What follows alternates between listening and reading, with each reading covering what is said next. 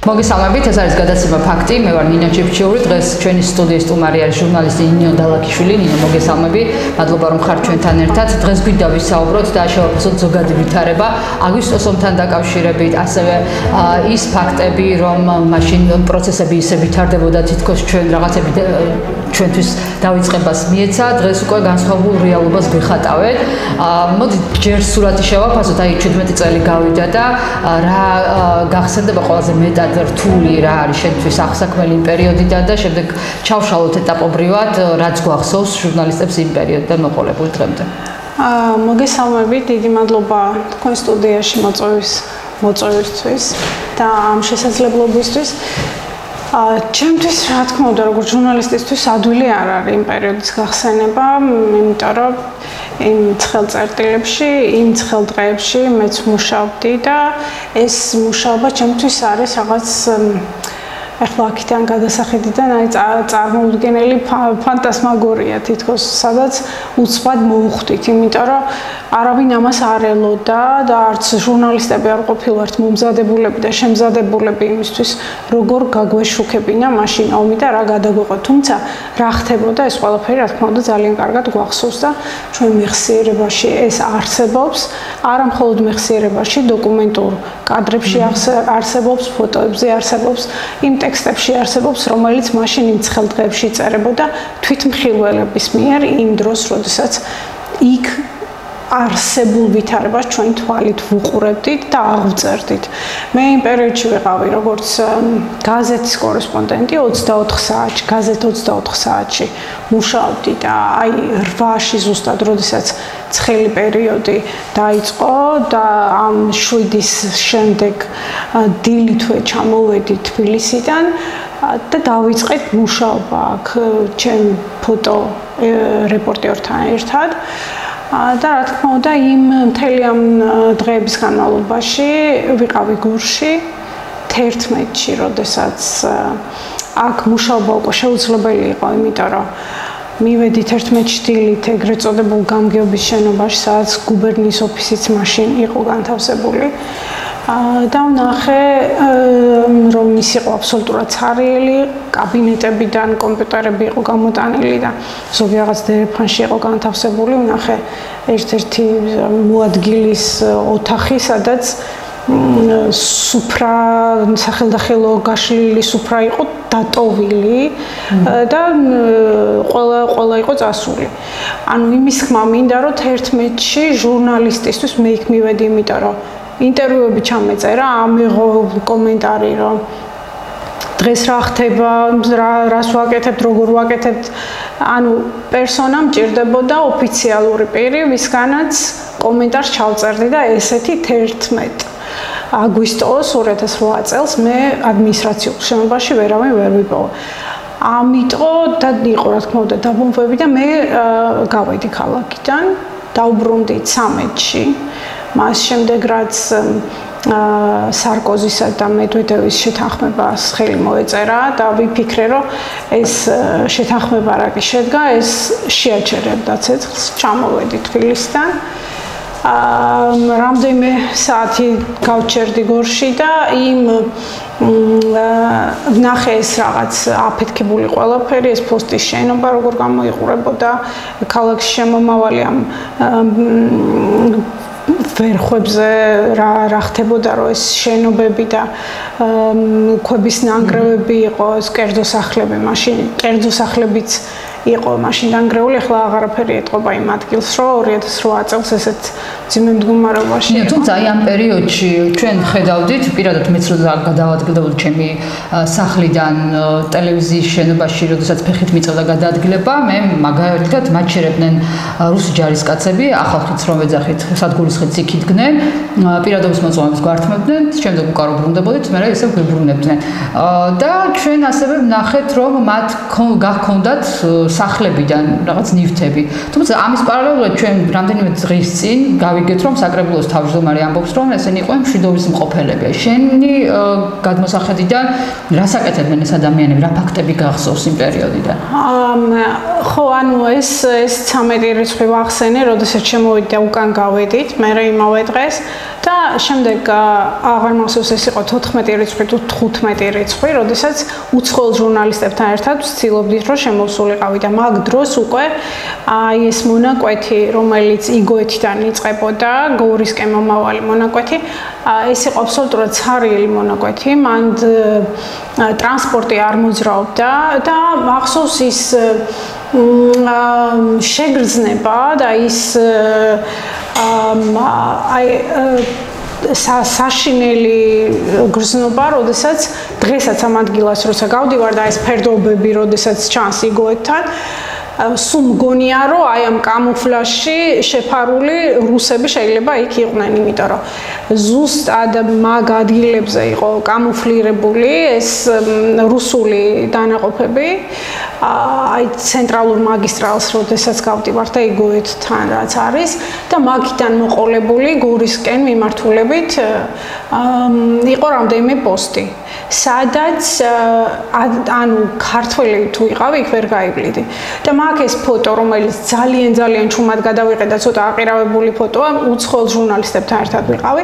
ერთ-ერთი გადავიდა რომ ამ რუსებს დალაპარაკებოდა რომ ჩვენ ქალაქში შემოსვლის უფლება გქონოდა მიგვეღო, იმიტომ რომ ვიყავით ჟურნალისტები.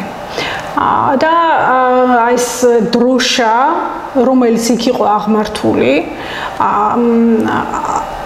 ერთ-ერთ ესეთ რაღაც სახელდახელოდ გაჩერებასთან მოწყობილ პოსტთან რუსული დროშა იყო და მაგ ეს აყირავებული ფოტო, თუმცა ეს რუსული დროშა ჩანს და ინგლისურ ენაზე ესაუბრებოდა, უბრალოდ რუსულად ესაუბრებოდა ერთ-ერთი ჟურნალისტი ამ რუს ეგრეთ წოდებულ, არ ვიცი, როგორც ჩანს, ახლა ამათ მშვიდობის მყოფელები ქვიათ.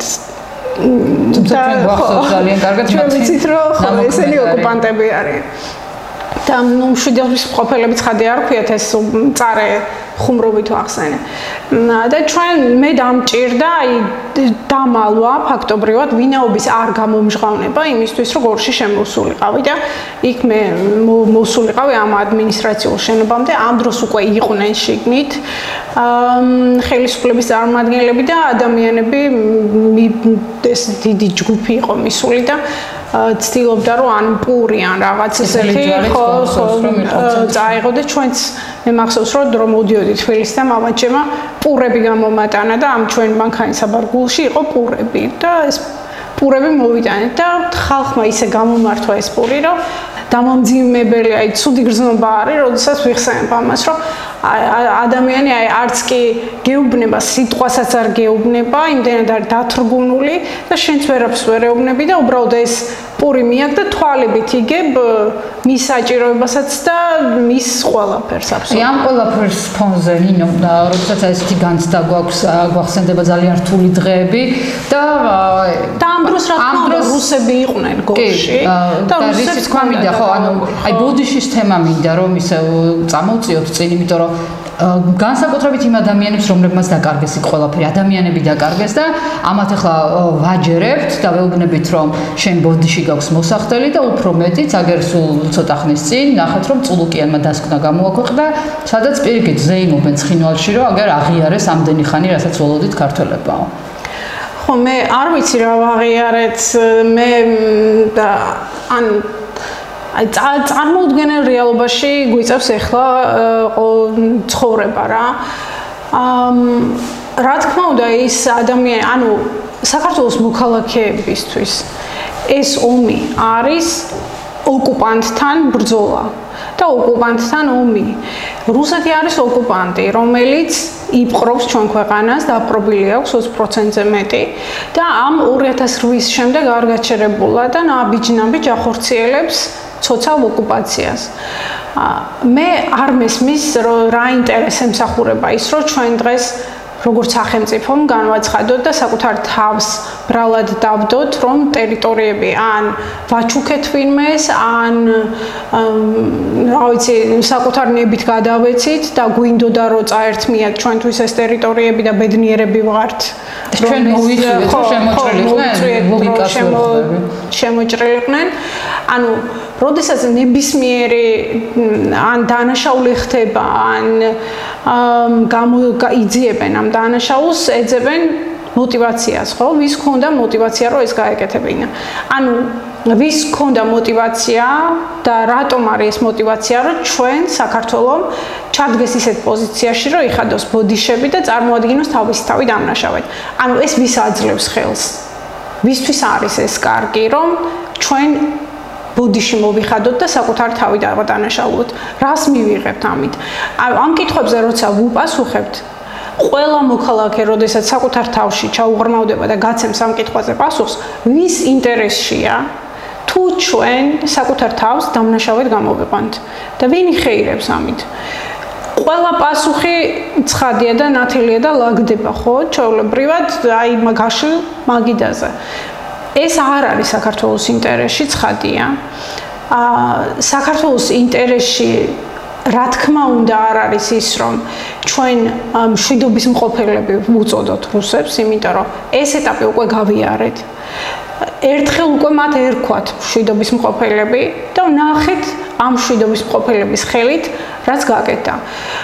ნათქვამი არის, რომ ჭკვიანი ადამიანიო, საკუთარ შეცდომებზე ხო, ანუ ჭკვიანი თუა სხვის შეცდომებზე სწავლობს და ნაკლებად ჭკვიანი თუა საკუთარზე მაინც სწავლობს რა და გამოდის რომ ჩვენ ნაკლებად ჭკვიანებიც კი არ ვართ და საკუთარ შეცდომაზე სწავლაც კი არ შეგვიძლია და იგივე მდგომარეობაში რომელშიც ერთხელ დაუმარცხდით, მეორედ დაუმარცხდით, წავიტეხეთ კისერი, ხელახლა უნდა შევიდეთ.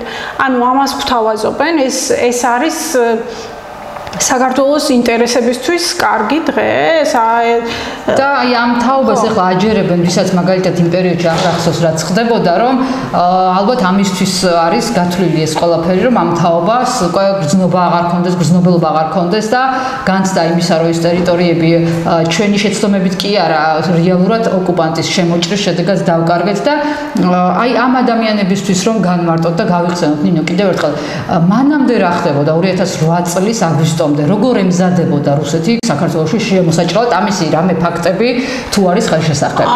იცით რა, მე რომ ვახსენე რომ მაგ დროს მუშაობდი 24 საათში და ეგ იყო ყოველდღიური გაზეთი, რომელიც ყოველ დღე იბეჭდებოდა შაბათ-კვირის გარდა. და შაბათსაც გამოდიოდა რაღაც სპეციალური გამოშვება. იმის თქმა მინდა რომ ჟურნალისტისთვის, რომელიც ყოველდღე არის ნიუსრუმში და ყოველდღე შეხება აქვს ახალ დააპდეითებულ ინფორმაციასთან, გაახლებულ ინფორმაციასთან. და ყოველდღე 24/7-ზე საინფორმაციო სააგენტოები ცხადია დებენ იმ ახალ ამბებს, რომელიც იმ მომენტისთვის ხდება. დღეში რამდენჯერმე ახლდება ინფორმაცია და ჟურნალისტებმა ეს კარგად ვიცით უბრალოდ დღის ბოლოს რაღაც შეჯამებულ ინფორმაციას ვაქვეყნებთ ხოლმე და ვდებთ. იცით რა მინდა ამით გითხრათ, რომ აი ეს დინამიკა რაც იყო ივლისის ბოლოდან, აი შუა რიცხვებიდან, თუნდაც დასაწყისიდან და აგვისტოს აი ამ პერიოდამდე. იმდენად ჩემთვის როგორც ჟურნალისტისთვის, ვისაც ყოველდღე შეხება ქონდა ინფორმაციასთან, იყო აბსოლუტურად ცხადი, რომ აქ რაღაც უნდა მომხდარიყო. ესკალაცია ხდებოდა პროცესების აი დროში აბსოლუტურად ყოველ დღე რომ ესე ჩავშალოთ, რა ვიცი, 1-50 დღე აგვისტოს ომის დაწყებამდე ყოველ დღე ხდებოდა იქ რაღაც მიზეზები, რითაც სიტუაცია ყოველ დღე უფრო და უფრო დაძაბული ხდებოდა. ეს იყო აი უბრალოდ თვალში საცემი. თუნდაც რომ ავიღოთ კვლევისთვის და რომ დავალაგოთ მაშინდელი პრესა. მაშინდელი გაზეთები, რაც აი მარტო ერთი გაზეთი კი არა, სხვადასხვა გამოცემები და დინამიკას დავაკვირდეთ, რომ რა ინფორმაცია, რა ნიუსები იდება, რა ხდება ამ დროს და თუნდაც პატარ-პატარა ნიუსებს, აი საინფორმაციო შენიშვნას რო ვეძახით, ხო, პროფესიული ტერმინით, მაგას რო შევხედოთ და დავაკვირდეთ, იქ აიკინძება აბსოლუტურად აი როგორც მძივივით პატარიდან რო იწყება და რომ მსხვილდება, ეს იყო აბსოლუტურად მოსალოდნელი კი არა, აი გარდაუვალი, რომ იქ ეს მოხდებოდა. ეს ესკალაცია ხდებოდა რუსების მხრიდან ცხადია, იყო აფეთქებები, იყო მკვლელობები და ეს მძიმდებოდა. ჩვენ სანამ აგვისტოს ომი დაიწყებოდა. მანამდე ხო ვიცით, რომ 8-მდე სოფლები არის დაცლილი და ამ ხალხმა, ვინც იქ ცხოვრობდა, ხო იციან, რომ ისინი გამოსულები იყვნენ სოფლებიდან და ეს იყო არა ვთქვათ 1 და 2 ადამიანი გამოსული. სოფლები იყო დაცლილი, იმიტომ რომ იქ ცხოვრება იყო შეუძლებელი. უბრალოდ ამ ადამიანებს, ვინც მაშინ ეს გამოვიდნენ, სანამ ომი დაიწყებოდა. ყველას ჰქონდა აბსოლუტურად განცდა, რომ ეს იყო დროებითი. ანუ შეჩვენილები დაძაბულობას ისე უკან მიდიოდნენ. ანუ ეს იყო პიკი დაძაბულობის და მსგავს დაძაბულობას შეიძლება 90-იანებში იყვნენ შეჩვეული, როდესაც მაშინაც ომი იყო, ხო? მაგრამ მის შემდეგ აი ესეთი ხარისხის დაძაბულობა არ ყოფილა ის, რომ ადამიანებს, ოჯახებს მასობრივად დაეტოვებინათ იქ საცხოვრებლებიდან გამოსულიყვნენ, იმიტომ კი არ გამოვიდნენ, რომ აი შეიძლება რაღაც მოხდეს, იმიტომ რომ უკვე ხდებოდა იქ რაღაც. და იქ გაჩერება იყო შეუძლებელი და უბრალოდ დატოვეს და წამოვიდნენ. ჩვენ მე მგონი ყველას გვაქვს ეს ფაქტები და ეს ინფორმაცია და რა ვიცი, ყველანაირი დოკუმენტის მოძიება ამასთან დაკავშირებით არის შესაძლებელი. ამით იმის თქმა მინდა, რომ წარმოუდგენელია ეს ყველაფერი იყოს გაუქმებული და გადახაზული, იმიტომ რომ მესმის რომ ისტორიის გადაწერა შესაძლებელია, იმიტომ რომ კომუნისტები ამის მეც რას აკეთებდნენ და ჩვენ 70 წლიანი მათი მუშაობის შედეგები ძალიან წვავეთ განვიცადეთ საკუთარ თავზე, იმიტომ რომ დიახ, ისტორია მართლაც გადაწერეს, იმიტომ რომ დიახ, მართლაც არ ვიცით ის თუნდაც ადგილებიც კი არ არის დაზუსტებით ცნობილი, დახურეტებისად ხდებოდა, ხო? და თუმცა ახლა სხვა ვითარება ტექნოლოგიურ ეპოქაში ეს რამდენად შესაძლებელია, კი არის მცდელობა ისტორიის გადაწერის ჩვენ ვხედავთ. კი, რა თქმა უნდა, ანუ მცდელობა არის და მცდელობა არის ძალიან ინტენსიური და ძალიან მძლავრი. იმდენად მძლავრი, რომ აი სახელმწიფოს დონეზე ხდება ეს ყველაფერი, თითქოს აი ამ ამბების აღმოფხვრა თუ მეხსიერებიდან წაშლას ცდილობს ვიღაც და რატომ აი ამ კითხვაზე პასუხი აუცილებელია აბსოლუტურად რომ იყოს დადებული მაგიდაზე რატომ რა ვის აქვს ამის ინტერესი და რატო აქვს ამის ინტერესი ან თუ ეს ჩვენ აღარ გვეხსომება და თუ ეს ჩვენ ესე აღარ გვეხსომება როგორც იყო რა იცვლება რა სურათს როგორ შეიძლება გამითარდეს მოვლენები ნინო როცა ესეთ რეჟიმში ვარ ხედავთ რასაც აკეთებს ეგრეთ წოდებული ხელისუფლება რა მცდელობებიც აქვს და რა რეალობას მივიღებთ თუნდაც უახლოეს 5 წელიწადში. იცით რა, ანუ ჩვენ გვაწონებენ რუსეთს ახლა. და გლობალურად ესე რა შევხედოთ ამ ამბავს. საქართველო პატარა ქვეყანაა, ხო? დიდი ისტორიის, მაგრამ პატარა ქვეყანაა ტერიტორიულად და ასევე შესაძლებლობებით. მათ შორის ამ ეტაპზე სამხედრო შესაძლებლობებით განსაკუთრებით. ჩვენ უნდა დავინახოთ, ანუ რა წრეში უნდა მოხვდებით იმ შემთხვევაში, თუ ესეთი დინამიკა გაგრძელდება. ანუ ამ საერთაშორისო სივრცეში ჩვენ გვჭირდება მეგობრები და პარტნიორები. მარტო ვერ გადარჩები მეგობრებისა და პარტნიორების გარეშე. იმიტომ რომ მარტო ირანიც კი ვერ გადარჩება ესეთი შესაძლებლობების ქვეყანა, ხო? მას ჯერჯერობით აქვს რაღაცა გარკვეული შესაძლებლობები. მასაც ჭირდება მხარდამჭერები.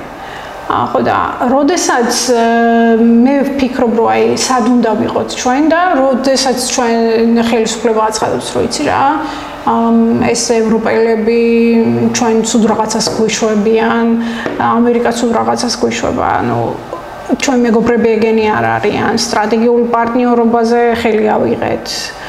და რაღაც სხვა წრეში ვექცევით. ხო, აი რა არის ეს სხვა წრე? რა წრეში შეიძლება აღმოჩნდეს საქართველო? ეს არის რუსეთი, ირანი, ჩინეთი.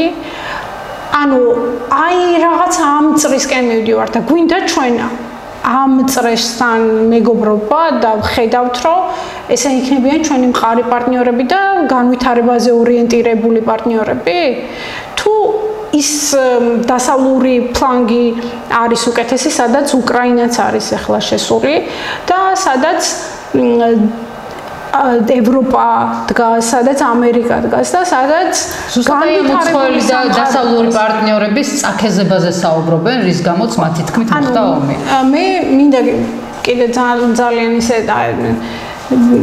დაკვირვების შესაძლებლობების დაკვირვების გადმოცემის შესაძლებლობები რა კი მაქვს ახლა თქვა რომ რუსეთი მთელი 10 წლეულების განმავლობაში სოფლიოს არაფერს არ აძლევს ღირებულს ტანკების გარდა და ბირთვული ქობინების გარდა ანუ მას ტექნოლოგიური განვითარება არ შეუძლია არაფერს არც ხელოვნების სფეროში, არც ტექნოლოგიების სფეროში, არც მანქანათმშენებლობის სფეროში, ანუ მისი წინსვლა არსად არ არის.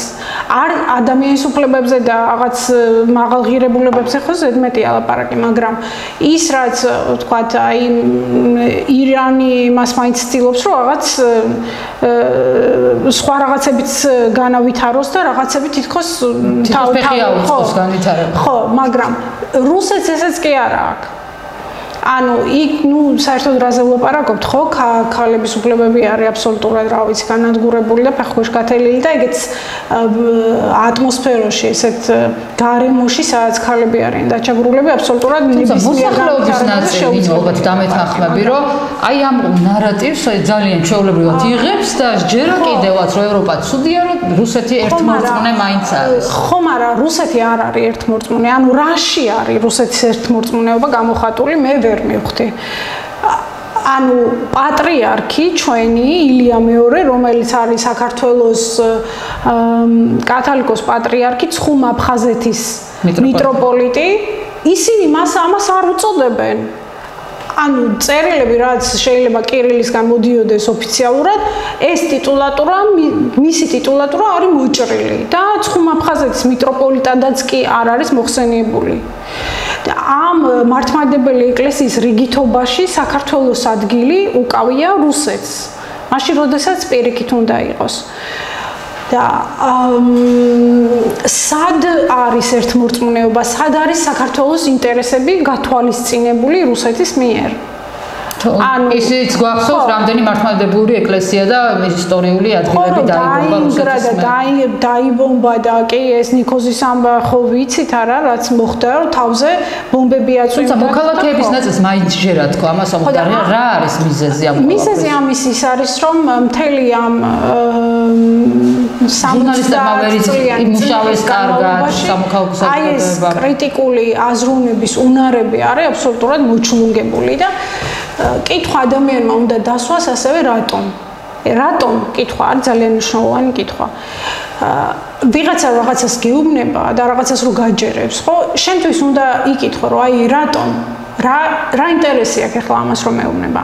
იმიტომ რომ ინტერესის გარეშე ამ თანამედროვე სამყაროში არაფერი არ ხდება. აი ზუსტად ეს მიდგომა გადმოვიდა ჩვენზე, ნინო, აი რატომ მოდიხარ ახლა შენ, რა ინტერესი გაქვს თუ რაღაც აგენტურას არ ეწევი და ზუსტად იმ უცხოელების მხარდაჭერით რაღაცა ცდილობა არ აქვს. ეს არასწორია, იმიტომ რომ შენ ის ინტერესი გაქვს, შენი ქვეყნის ინტერესი გაქვს.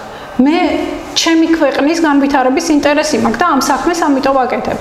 მე მთელი ეს წლები, რაც ჟურნალისტიკაში ვარ, მთელი აბსოლუტურად ყოველი დღე და გაცნობიერებულად ჩემი ყოველი მუშაობა, ყოველი სიუჟეტი, ყოველი ნაბიჯი არის იმ ინტერესით ნაკარნახევი, რომ ვემსახურები ჩემ ქვეყანას და ჩემ სახელმწიფოს და იმიტომ არ მივდივარ სხვა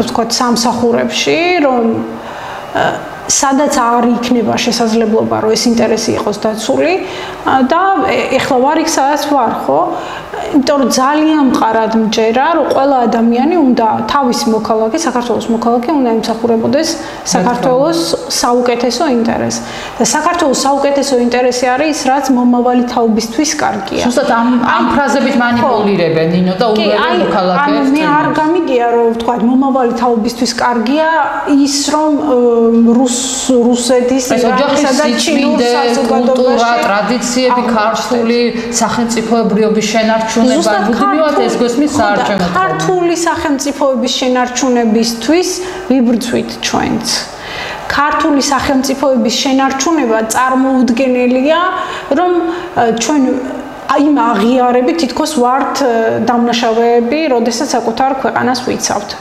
საკუთარი ქვეყნის დაცვა ყველა კულტურაში, ყველა რელიგიაში არის ვიცი ახლა სკანდინავიელები ამბობდნენ რომ ვალჰალაში ხვდება ყველა ის ვინც საკუთარ ქვეყანას იცავს.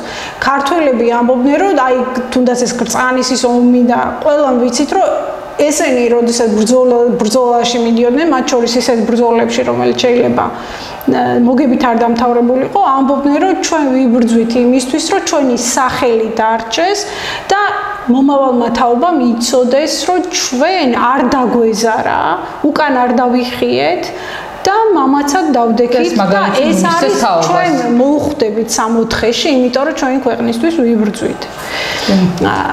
და ეს აი აბსოლუტურად არც რელიგიური, არც სახელმწიფოებრივი არაფერი აბსოლუტურად არ არის, როდესაც გეუბნებია რომ შენ ხარ დამნაშავე, იმიტომ რომ იცავ შენ ქვეყანას.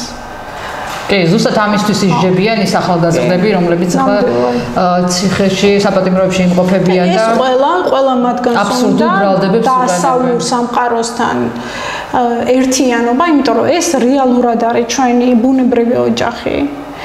ჩვენ ანუ ქართული მენტალიტეტი არის დასავლურ მენტალიტეტის ნაწილი და მას დაყრდნობილი არ გნებავთ პირიქით იყოს რომ ჩვენ ვართ ის საყრდენი რომელზეც დასავლური მენტალიტეტი დგას მე ორივე ვარიანტი ძალიან მისაღებად მიმაჩნია და სადაოდ არ ვთვლი მაგრამ ის საითაც აი ეს რაღაც ბნელი წრე, სადაც მიგვაქანებენ და სადაც რაღაცნაირად უნდათ რომ მიგვაწებონ, ეს არის აბსოლუტურად ხელოვნური და საქართველოს მომავლისთვის ძალიან ცუდი. კი, და დასასრულისკენ რომ შევაჯამოთ, ნინო, ეს გვაქვს რეალობა, მოცემულობა რაც არის დღეს სახეზე და ვცდილობთ რომ რაღაც გარკვეული გამოსავლის გზები მოვძებნოთ. აი შენ რა გესახება? უიმედობასაც ვისმენთ ხოლმე სტუდიაში ხანდახან ჩვენი სტუმრების გარო აი ყველაფერი გავაკეთეთ რაც შეგვეძლო და აი აღარანაირი შანსი აღარ გვაქვს, იმიტომ რომ უკვე გადაწყვეტილი აქვს, საერთოდ უნდა წაიყვანოს ქვეყანა და ძალა აღარ არსებობს ქვეყანაში. ზოგი გაიყიდა, ზოგი სხვა ინტერესებზე გადაერთო და ასე შემდეგ.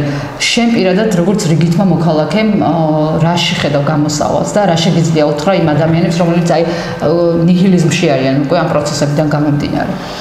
ხო ესეთი მარტივი კითხვა არ არის, რთული კითხვა და ძალიან არ მიყვარს, როდესაც შეიძლება ვიღაც რაღაც ან ვურჩიო, ან დავარიგო, იმიტომ რომ უბრალოდ გამოსავალს რა შეხედავ?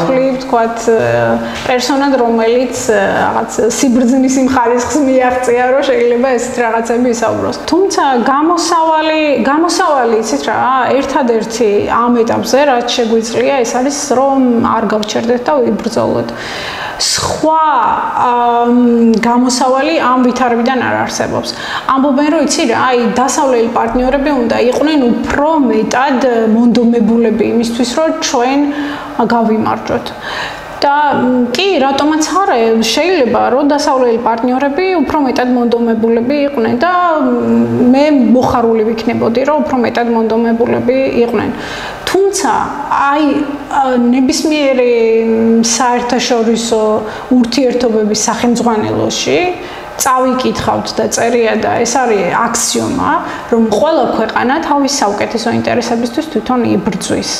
და შენ ამ ეტაპზე შენთვის საუკეთესო თუ არ იცი რა არის, როგორც ქვეყანა და თუ არ ხედავ ცუცსა და კარგს ვერ არჩევ, მაშინ რა ვიცი, იმსახურებ იმას, რომ საუკეთესოებს შორის იყო, შენ უნდა აჩვენო, რომ რა გინდა პირველ რიგში და რომ ამისთვის შეგიძლია ხმის ამოღება და ბრძოლა.